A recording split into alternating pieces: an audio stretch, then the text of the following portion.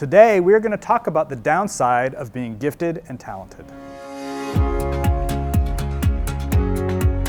Hello everyone, Mike Tenney with the Tenney School here.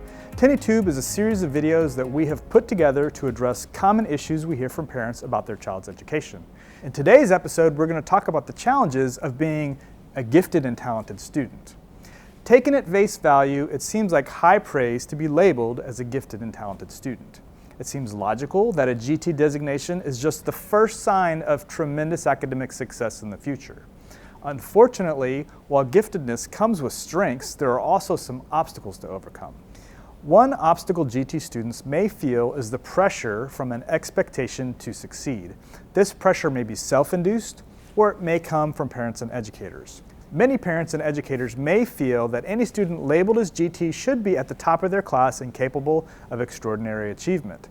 Some teachers may give GT students more work to complete than their academic or even advanced peers. The pressure of expectations and additional workload may be a tremendous burden to the gifted student, and often may be quite an unreasonable expectation. One reason it may be wrong to assume a gifted student will succeed in all classes is due to asynchronous development. Gifted students are often identified because of extreme abilities in a particular area. Gifted students may be average or even below average in other academic areas.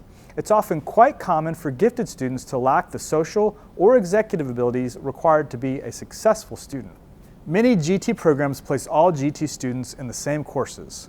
This can be damaging to the GT students in subjects where they are of average ability or lack the executive function to succeed.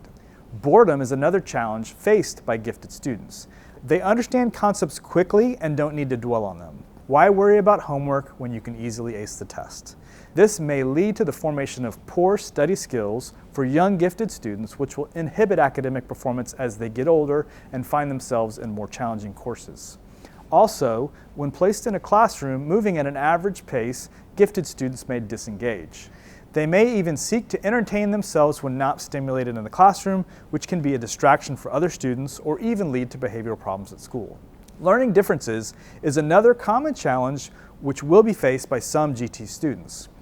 Students who are both gifted and possess some form of learning difference are called twice exceptional, or 2E. Classroom teachers may be on the lookout for learning differences in below average or average students, but they may not think to consider LD for students with high intelligence. By some estimates, 2E students make up 30% of the population of gifted and talented students. The challenges faced by 2E students can be similar to students with asynchronous abilities, though the challenges may be more pronounced if their learning difference is never identified.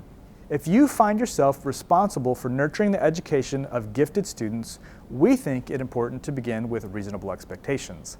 High expectations should be reserved for only the areas where the giftedness is apparent and executive functioning is present.